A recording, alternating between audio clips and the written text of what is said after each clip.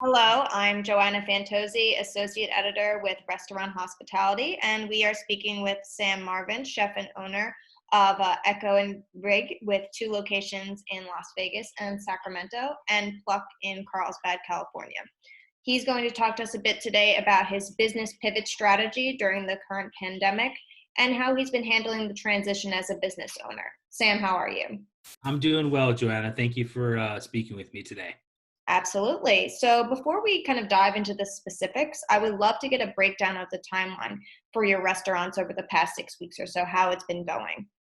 Yeah, so our first closure was in Las Vegas. That was the first restaurant that they decided to, put a stop with the casinos being such a city where it's vibrant is the social aspect and the food and the beverage and the casinos and all that entertainment.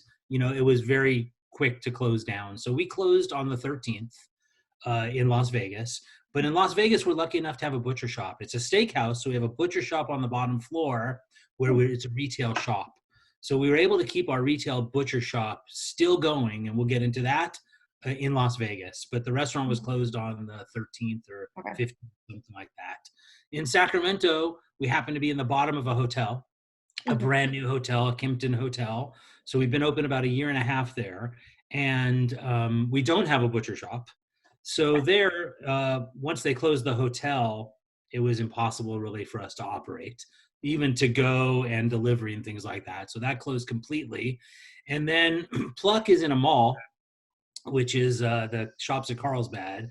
So as soon as they closed the mall, we were pretty much forced to close our restaurant there. Right. So the only thing we have operating right now is a butcher shop, which we've pivoted a little bit as we go forward. But that's the only thing operating. But 6 weeks, we've had everything shut down. Okay.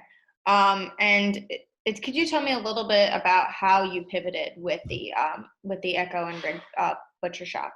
Yeah, so being a retail shop, we were extremely, we've been open for 7 years now. So being a retail butcher shop, we already have a guest and reputation in the city, in the community. So it was easy for us to really push the butcher shop, especially with what's going on in the supermarkets, and people don't like that you can't find meat and you can't find good chicken and so on and so forth. So we were lucky enough to have that sliver of our business still alive that we could take advantage of and really promote. So added to that, what we've done is we've added a lot of to go food in our butcher shop. A lot of what we're calling grab and go, but it's food that you get that's already been cooked and is now in tamper-proof packaging. And so when you come in and you buy a couple steaks or a chicken or a pork chop, you can also now grab some carrots or some broccolini or some mac and cheese or things like that, a salad, some bread, a couple sandwiches, different items that we've actually prepackaged. So we're selling that as well. Hmm. Yeah, and it seems like a lot of restaurants are doing that kind of pivot to selling grocery items and kind of wholesale type of things that their customers need. What has been the response from your customers during this time? So the response from our company, from our customers and our guests has been fantastic. I mean, we're lucky enough in Vegas to be in a local community. We're about 8 miles off the strip. Hmm. So the local support in our community has just been tremendous, and I'm sort of seeing that in every little community, in their community, it's really concentrated on supporting local businesses. So we've seen so much of that. The guest reception is people come in, even if they don't need anything to buy, just to support us, to make sure that we're going to be there, for the ongoing. Hmm. And so, what has been the most challenging aspect of this at this time? Like having to close the three main restaurants, and then I'm sure your employees were affected by this as well. So, what has been the most challenging aspect of kind of trying to stay afloat at this time? Yeah, I think the most challenging aspect for staying afloat has really been with the people that we do business with, not our employees. That's changing, so we can get to that change. But in the beginning, it's really about making sure that our landlord's not going to, evict us or forcefully put pressure on us, right? It's making sure that if we're going to run the butcher shop, we still have lots of bills from when the restaurant was open. Are we still going to be able to purchase meat? and produce and enough to get us through what we're going through. So, that has been the most difficult aspect. All of our vendors have been phenomenal. You have a couple that I understand, right? It's a domino effect. So if we don't pay our rent, then the rent people are getting pressured by, the mortgage, the banks who they owe mortgages to. So that's been the most challenging. I think the employee part is really, just phenomenal. The spirit of our employees, for sure. Hmm. Now, have you had to lay off employees or furlough them? We did. So we furloughed 175 employees Hmm. out of 190. Okay. So we couldn't do, we kept on for about 2 weeks in Sacramento as long as possible, but it was just impossible to keep on more than, 4 or 5 over there. We kept on as long as possible in a few other places, but now all we have is about 10 employees that are at the Echo and Rig in Las Vegas running the butcher shop. It's crazy that we also have employees that just show up, right? They're furloughed, but they show up because they want to help us, sand the tables Yeah. or regrout the kitchen or fix the faucet or whatever they do. I think it's a safe environment in Vegas after being there for 7 years plus, that it's a family that they're getting a little bit of comfort, the people who need that, right? So we've seen a lot of that as well. Yeah. So kind of as I'm sure a small business owner, I'd love to talk to you about something that's been on kind of everyone's mind, applying for the Paycheck Protection Program loan. So could you tell me, did you apply or what has been your experience with that? Yeah, so we applied for all 3 of the locations, Okay. and we haven't really received anything except a confirmation on one of the locations from the first round. So the Hmm. first round, which ran out of money a week ago or whatever that was, right before they ran out of money, we received a letter saying that our application has been approved, approved, and we will get back to you. So, every couple days I get another email saying that, somebody will be getting in touch with you shortly. The other 2 applications, there's been no traction at all, but we've been putting ourselves in a position. So when this new round of financing comes out, that hopefully we're in a good position to take advantage of that and be accepted and be approved and be funded. That's what we're hoping for. But it's been tough. Yeah, absolutely. I mean, I think that you're one of many that haven't really heard back from. Like, I'm impressed that you're hearing back from at least one of your locations every couple of days, because it does kind of seem like a lot of restaurants just aren't hearing anything at all. And then you hear about, a lot of larger restaurants or larger businesses are getting the loans. And so I feel like it's kind of been this disconnect. And as you know, Congress is kind of in the middle of approving yet another round of funding for the SBA loans. Do you think that this is what restaurant owners like yourself need at this time? Like, what other resources do you need or do you think there need to be changes to the program? Well, I think it helps. I think if the program comes into fruition and you do get funded and you utilize the funds in the way that they're intended to be used, I think it definitely will save restaurants. I know for sure it'll save my restaurant. So I think that's a big positive.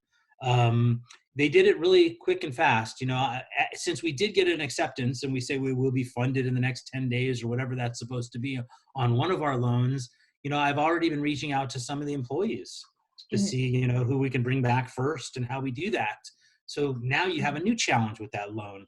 The new challenge is that I have, employees that maybe they're making 45,000 a year, 42,000, 46,000. Might not be a lot in New York, but in Las Vegas, with the cost of living, it's a fair, it's a good salary, 45, $50,000. But now their unemployment is more than their take-home pay was, right? So that's an issue because they're making 469 from unemployment, and then they're getting another $600 from the CARE Act a week. So now they're taking home $1,069 a week, which is probably $200, $300, $400 more than if I put them back on salary. So now we have an issue where people don't really even want to come back to work. Some of them, Mhm. right? They're Have like, you why have can't I you come known back to this work? for sure? Like when you've spoken to employees, I or have. is it okay? Yeah, so some of their reasonings is Well, I can stay home and do nothing and make more than I would if I had to come to work for, 30 hours or 40 hours, whatever that would be. And that's their reasoning. Well, again, now that I look, when we do bring back all our people, probably some of those people will not be high on the totem pole, right? That they didn't want to come back. So I'm going to find people that really want to come back to work. Yeah. So that's another little challenge in the way we're doing things. But I really think that the PPP program used as intended would work phenomenal for us for sure. Would save all of our businesses. Yeah. And now, assuming that you do get this loan, hopefully soon, what will you do first? Like, what is kind of your strategy with spending it? So the strategy would be to bring to catch up. I'm getting pressure from one of my landlords, so it would be to cover the April rent, which we haven't paid yet, Yeah. and April utilities, which we haven't paid yet.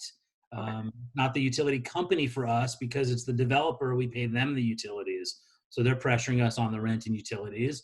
And then we'll bring back people to the restaurant, because we feel that in Vegas we're 3 weeks away from opening.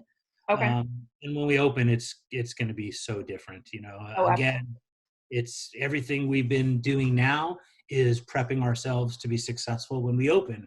Because if we just take all that money that they're giving us and use it to pay our people and pay our rent, and we don't change anything we're doing, eventually we're going to fail. And that you're going to see a lot of people, I believe, that they're going to take their PPP loans, they're going to utilize them, and 6 months later they're going to go out of business, right? Because they're not changing what they're doing. On a Saturday night, we would have every table would be full with 350 people sitting down. We'd have 100 people down at the bar, and we'd have reservations, 50 people waiting to sit down. We'd do 500 dinners on a Saturday night. Hmm. Well, that's, I don't want to say never, but I don't think that's ever going to happen again until we have a vaccine, right? Where people can feel comfortable. So we have to change our business. In our business, the restaurant business, you pay a certain amount of rent, $1, $10, whatever that number is. And we're just trying to do as many people as possible, right? Because you're paying rent whether you do one person or you do 100 people, right? So we'd rather do 100 people. So the whole entire thought process of the restaurant business, at least in the short term, which I'm looking at 12 to 18 months as short term, it has to change, because all of our philosophies have changed, right? We can't do that anymore. So what do we do now? So that's what we've been working on as a team. And it's Yeah. going to be training. Yeah, I would love to get into some of the specifics of that. So, kind of looking toward that future when you guys are able to open. Now, you're thinking it'll probably be in a few weeks, which is pretty exciting that that's coming up pretty quickly, at least for Vegas. So, how are you planning on repositioning your business, and what are you going to be doing different once that dining room does reopen? Right. So it's everything. Our menus are in a menu sleeve, which is, it's plasticky style feel. It's not plastic, but well, I mean, I don't care how many times you wipe off those menus. Me personally, I look at it how I would look at it, right? So I would not feel comfortable having a menu that went from 4, 5, 6 other people today that was maybe wiped or not wiped. So our menus have to change. Now they're all going to be printed daily with the dates on them and disposable.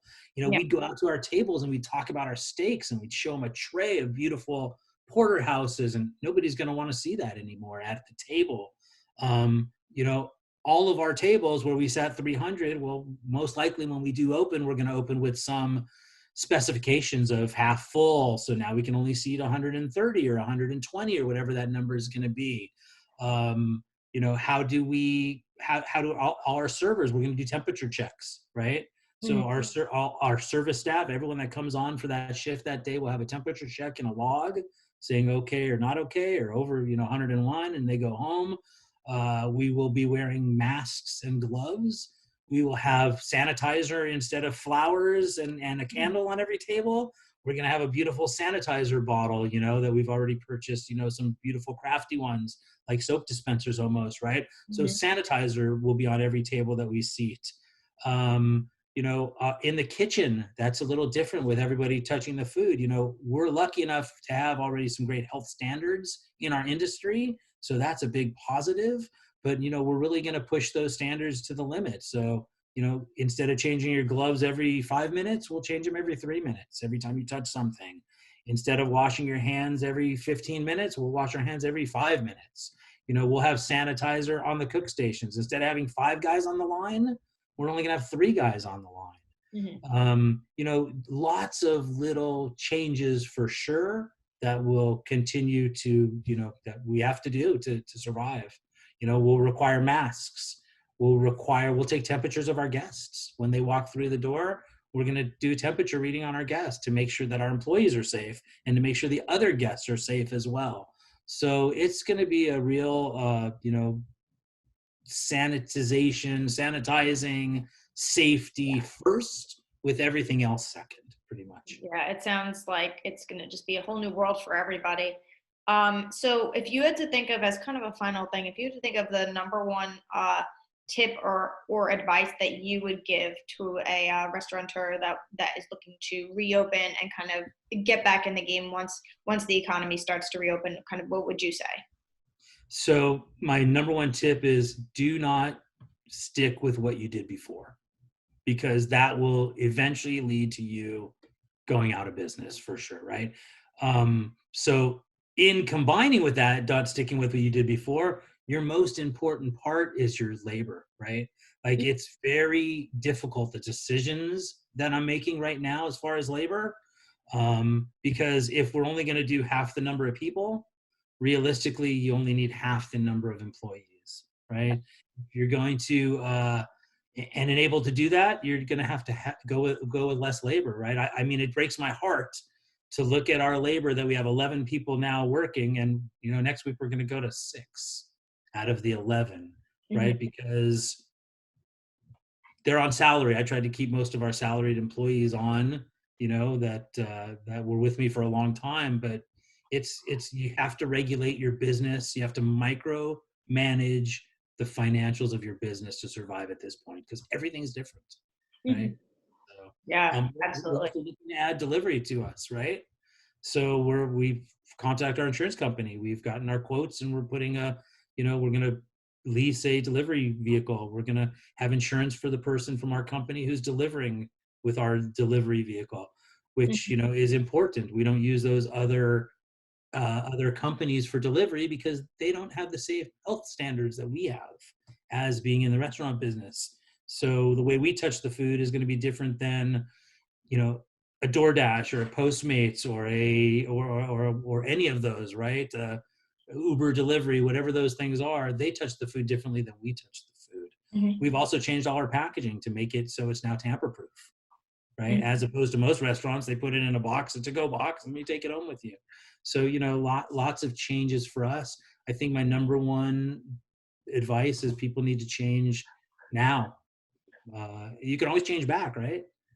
If we get 350 people in the restaurant and we have an hour wait, okay, so we can go back to normal. But I don't believe that's going to happen in the next 12 to 18 months. So number one advice to restaurateurs is make changes and watch your financials, Mhm. right? Like I didn't even watch my financials that much, right? We have two really busy restaurants that are doing phenomenal business. The financials are not the most important part, a point here, a point there, because you're still doing great revenue and you're still making money.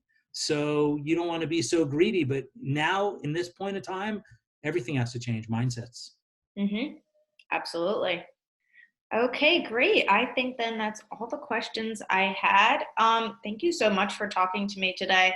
I Thank you. really appreciate it. I think like everyone is going through this and trying to figure out the best way to implement changes for their businesses. It's going to be definitely going to be an interesting year moving forward for the industry.